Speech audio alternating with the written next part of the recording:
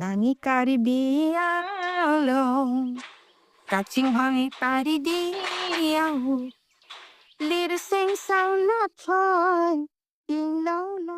மலைகளின் கானக்குயில் திருமதி போக்கிலா லெக்தேபி, பத்மஸ்ரீ 2026. கார்பி அங்லாங் அசாமில் உள்ள ஒரு அழகிய சிற்றூரில் கார்பி மக்களும் போக்கிலா லெக்தேயும் வாழும் மண்ணாக அது திகழ்கிறது. நாடோடி நாடக கலைஞர்களான பெற்றோருக்கு பிறந்த திருமதி போக்கிலா கார்பி இசையை மரபாக மட்டுமே கற்றுக்கொள்ளவில்லை, அதனுடன் மனதார ஒன்றிப் போனார்.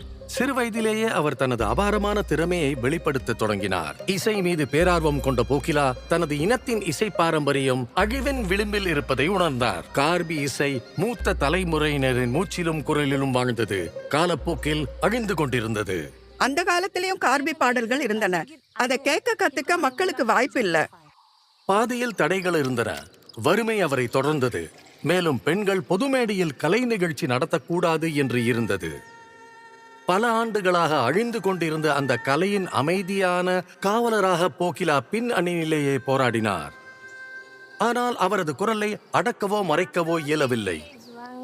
தடைகளை உடைத்து அவர் தனது குரலுக்கு தேவாலயத்தில் ஒரு மேடையை அமைத்தார். அதே சிந்தனை உள்ளவர்களை ஒன்றிணைத்து மற்ற பெண்களையும் தன்னுடன் கூட்டு சேர தைரியம் அளித்தார்.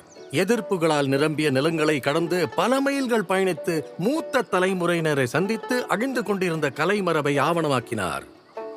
நீங்க பாடல்களை எழுதுங்க, அதுக்கு மெட்டு அமைங்க, நாங்க முடிஞ்ச உதவிகளை செய்வோம். எங்க சாங்கரை இசை சங்கத்தின் மூலம் இந்த பாடல்களுக்கு உயிர் கொடுக்க முடியும். உள்ளூர் ஆல் இந்தியா ரேடியோ ஒலிபரப்புகளிலிருந்து அவரது துணிச்சலான முதல் கேசட் காந்தோன் வரை கார்பி மக்களின் ஆன்மாவை மீண்டும் தேசிய பண்பாட்டு அமைப்பில் இணைக்கும் பணியை தொடங்கினார்.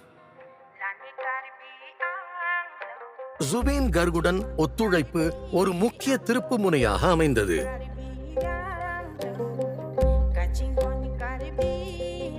பழமையான மந்திரங்களை நவீன இசை ஆற்றலுடன் இணைத்து புதிய தலைமுறையின் கவனத்தை ஈர்த்தார்.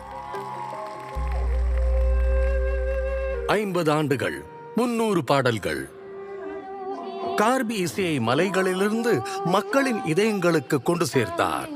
இன்றும் போக்கிலா கார்பி இசை எழுத்தின் முதன்மை தலைவியாக இருந்து புதிய தலைமுறைக்கு வழிகாட்டி கலை நிகழ்த்தி வருகிறார்.